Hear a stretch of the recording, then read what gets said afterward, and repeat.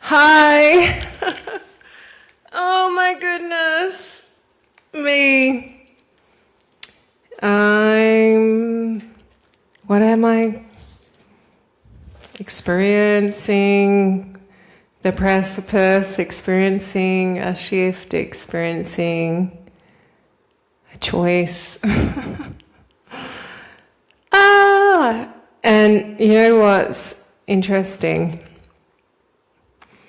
is, it's so funny too, I keep getting stuff coming on YouTube saying exactly where I'm at. You know, all my lovely, beautiful, intuitive tarot readers are spot on. I feel like they're picking up on my energy big time. As my life changes, so do the messages. So it's like, how does that work? How do I get stuff that I'm attracting that is so spot on? It's not coincidence. I don't believe in coincidences anymore. I believe in messy hair. I've been out in the wind and I'm a bit windswept.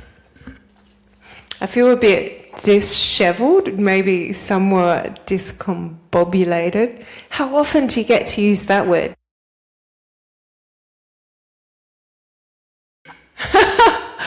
Oh, I just discombobulated myself with my microphone fully. Suddenly, as soon as I said that, all the sound went. But I'd accidentally hit the off button. I am discombobulated. Do we get to use that word all the time? Do we want to use that word all the time? I don't know. Discombobulated. What does it mean? What does it actually mean? Do we know that? I'm going to look it up right now. What is discombobulated? Because I've actually used it, funnily enough, quite a lot in my life. In moments, in pockets of time. Let me just have a look here. Discombobulated. I'm not sure how to spell it, but that looks about right. Meaning. Discombobulated means to be utterly confused, disorientated, or thrown off balance. Maybe it's not discombobulated then, because I'm not utterly confused, disoriented, or thrown off balance. I'm somewhat confused, disorientated, and thrown off balance. Not utterly. That sounds so full on. But I am definitely... There's definitely something going on with me. And it's definitely a life choice. Like, I am realizing so much, how much this is a mental reality and how much we are creating through our thoughts, our focus. Like, what are we focusing on all the time? You want to really be careful, because if you are there running over things you don't want, you're only going to add to that and bring more into your life. But it's really hard when you're trying to understand something not to have it running through your head. But life is mental. I need to said that yesterday. And it's so interesting how, in knowing myself, knowing life, seeing how it is for me and seeing how it is with other people, that we can have something happen in our life, right? Say you have an argument. And in that moment, yeah, it might not be ideal. It might hurt. You might say things you wish you didn't and hear things you wish they didn't say. But that could be in a span, it could be 5 minutes, 10 minutes, 20 minutes. If you're very unlucky, it's more than that for an argument. But then we can perpetuate the pain by running over it in our heads or telling our friends, playing it over, and we probably actually enhance it somewhat for the dramatic effect when we're retelling the story. Might as well make it interesting for people. So that pain that we had in that pocket of time, that 5, 10, 15, 20 minutes, hopefully not longer, we can perpetuate. Wow, who's trying to strangle me out of saying this? We can perpetuate that same feeling, and even it can be worse, over the hours, days, months, years later, even when it's not actually affecting us anymore. And it's interesting in life, as I am a great observer, I observe a lot. I've at times in life been very quiet and just watched and observed and contemplated and sometimes analysed, yeah, definitely, over things and the workings of life and people. But many times I've heard the same story from the same people, word for word, like they've forgotten they've told me. And it's a horrible story. There's a lot of pain involved, and suffering, and regret, and bitterness. And then I've also observed the same people telling other people, and I'm like, oh. And when I really realised how reality actually worked, obviously I do my best not to do that myself, not to perpetuate the pain when I don't need to. But I feel so bad because it's so hard when if someone's in that pain, how do you tell them to not do that, to not tell that story? Because it's important, it's a bit of a conundrum. That's another word. What does conundrum actually mean? I'm going to look that up right now too. Why not? Conundrum. Let me look that up. I'll keep meaning in there.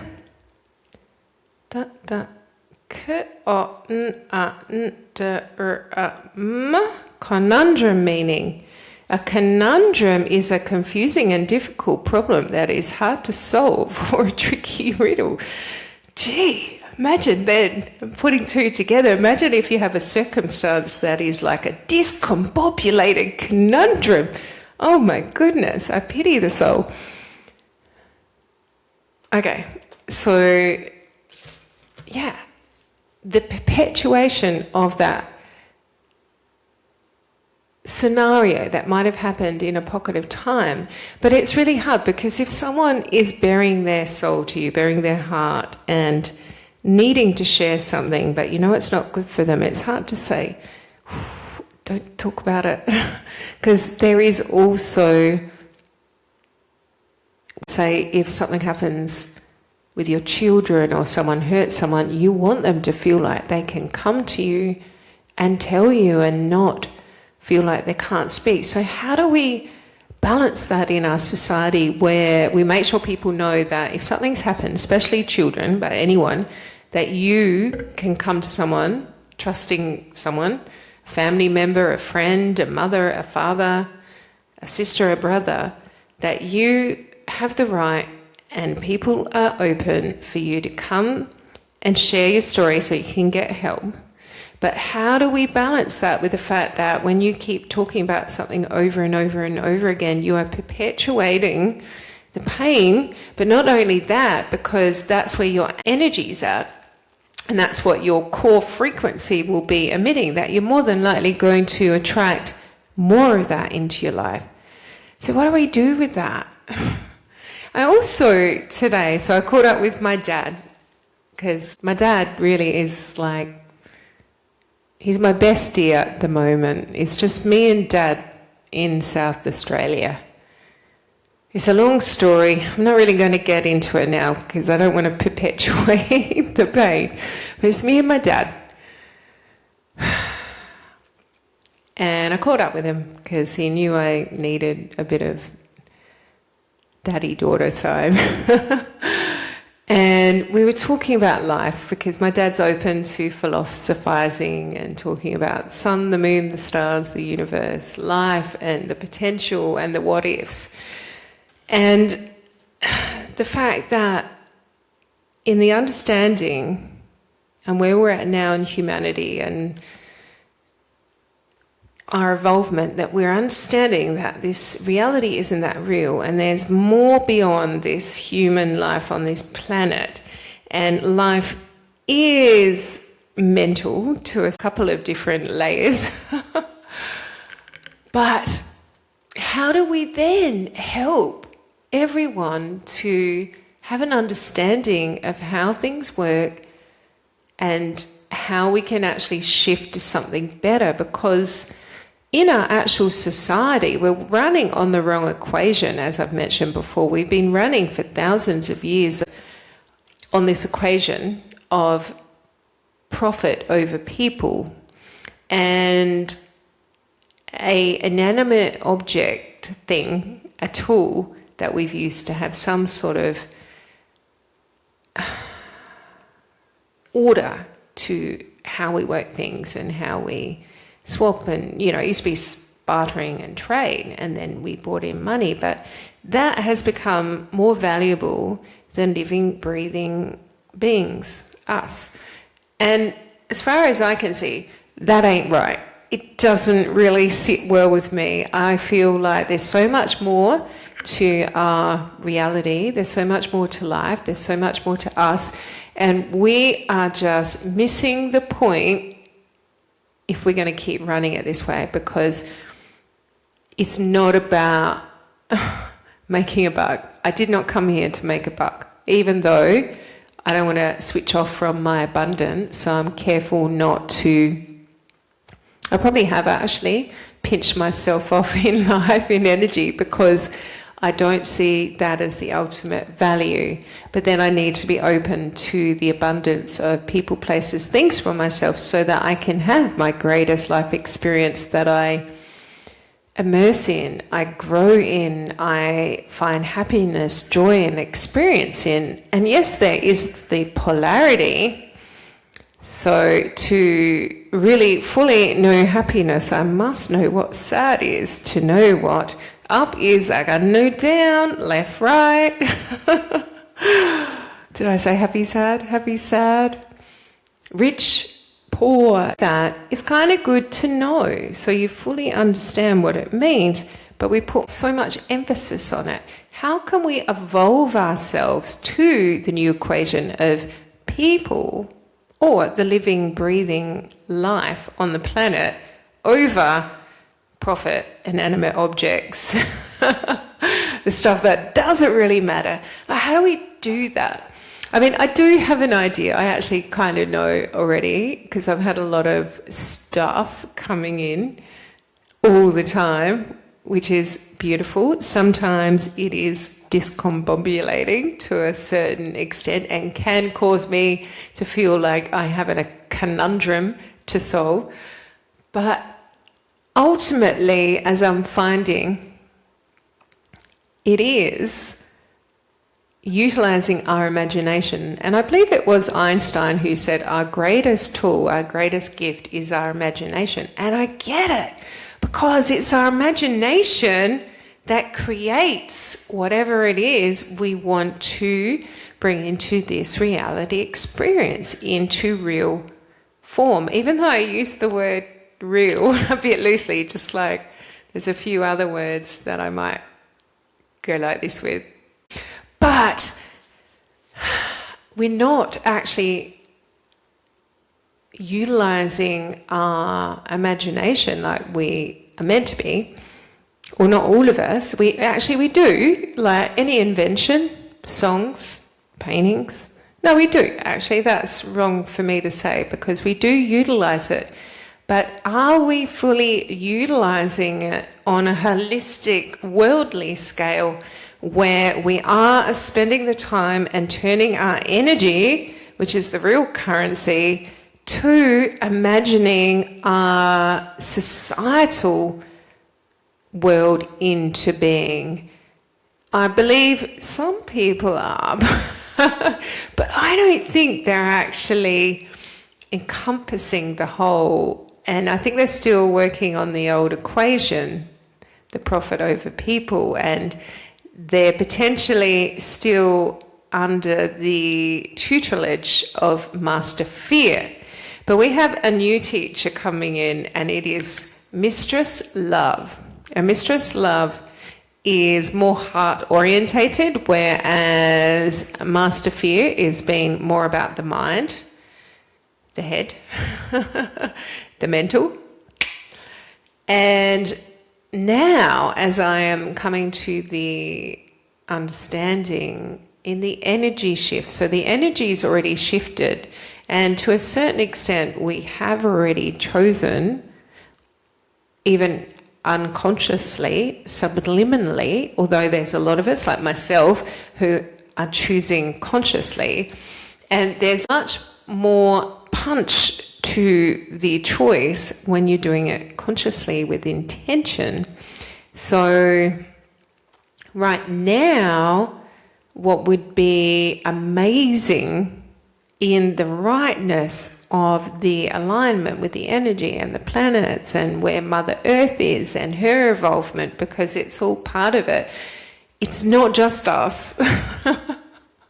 There's more than just us. There is our planet, our beautiful Mother Earth, our great nurturer who provides for us.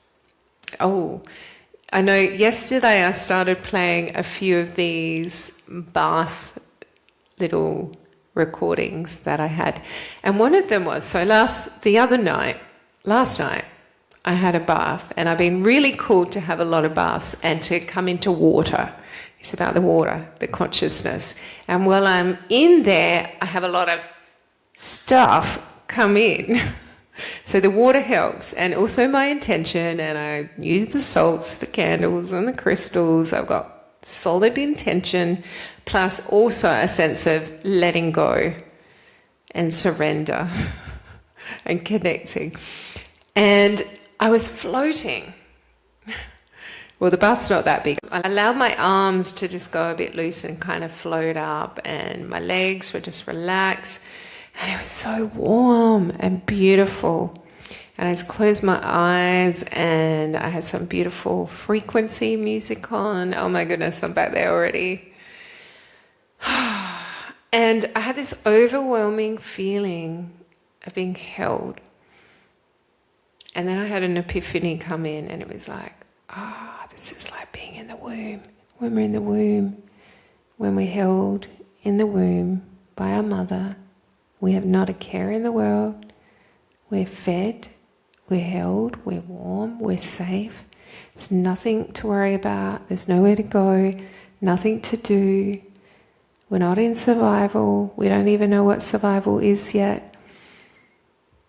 And then the other part of the epiphany was, but then, from the moment we're born, spat out, so to speak, into the world where it's cold and bright. That's another thing, is in the womb, it is quite dark. And if there is light, it's quite subtle light. It's warming light, it's warm light. But when we come out in the world, it's like bright light. And so from being spat out, where was I? I just had this funny epiphany of, we spend our whole life trying to get back into that feeling of being held in the womb and safe and provided. And the thing is, another thing that came in with that later was, well, we are. We always are. We're always held. We're always provided for. But there is a but. Unfortunately, there's a but. But because we don't know it, and because the way our system is set up, it's kind of set up the opposite to that, where we have to fight to survive. And look at even all the wildlife documentaries. It's so hard out there in the wild. Many animals don't make it. They just get by. But the thing is it like that? I think our worlds, and that's not just on Earth, are still the same as the womb. should we know it to be so, should we tune into it, should we align to it, that we can all continue to live safely and securely and wonderfully and in love within the womb of the universe. That was what sort of popped on in later, and I'm still kind of sitting on that feeling. And I do believe, and because I believe that is potentially how it is, that means that is potentially how it is. Because whatever we believe to be true, even on a potential belief or maybe 1% chance it could be true, even that 1% chance means potentially already that timeline is there that we could move on into. But what are we doing here, people? I want to say this again.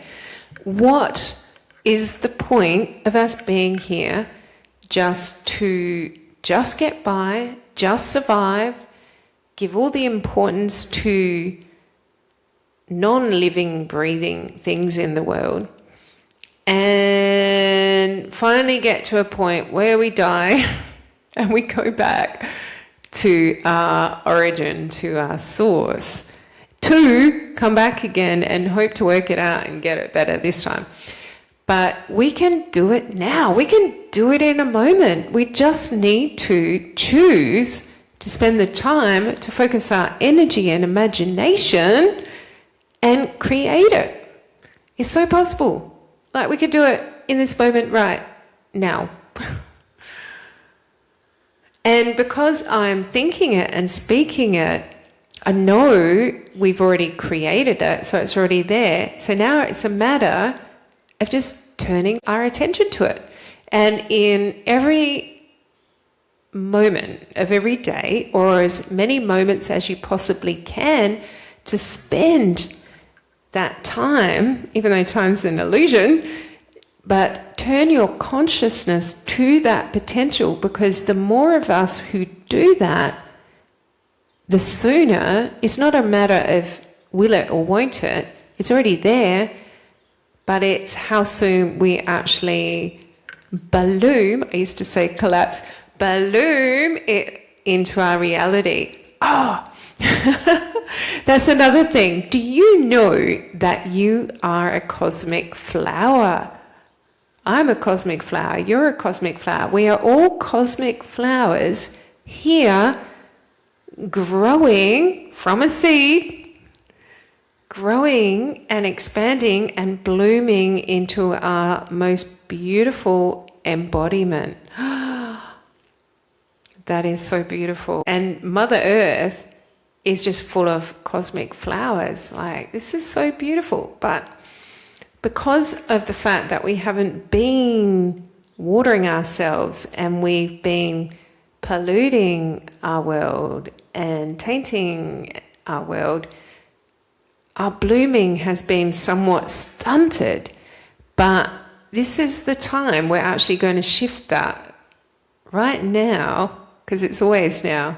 So whenever you're listening to this, whenever that might be, by the time you might be listening to this and it's 10 years since I did it, and you'll probably find by then the world is a very different place, because we turned our attention to it and we made it so, we chose it to be so.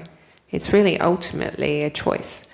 Okay, if I keep going now, I'm probably going to just repeat myself, so I'm going to stop. But just have a think about that. Just have a think. And if you possibly can, if you made it this far and you did kind of take it all in, think about it, maybe even write some stuff down, and maybe talk with your people, because the more of us who are thinking about this, the sooner this becomes our reality. It's not, like I said, now I'm repeating myself, it's not if, it's when. Let's make when sooner rather than later. Okay, I'm going to go. So wherever you are, I hope you're having a beautiful morning, arvo, evening. I'm sending much love, and I'm gonna pop back to Moz because I just can't help myself.